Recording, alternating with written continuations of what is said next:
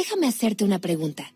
¿Qué pasaría si no tuvieras que comprar nunca más Sovirax, Fambir, Valtrex o cualquier otra medicación como Ciclovir?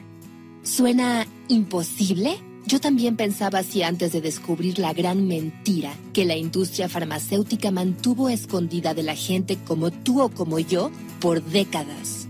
Imagínate, nunca más tener sentimientos de culpa o arrepentimiento por tu infección.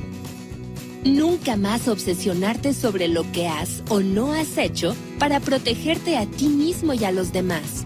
No tener más paranoia sobre infectar a alguien que amas o sobre que otras personas se enteren. Puedes dejar atrás las noches de náuseas, dolores de cabeza y sufrimiento.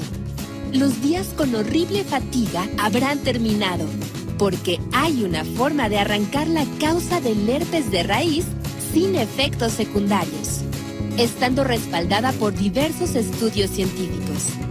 Después de solamente un tratamiento, se puede terminar tu pesadilla para siempre.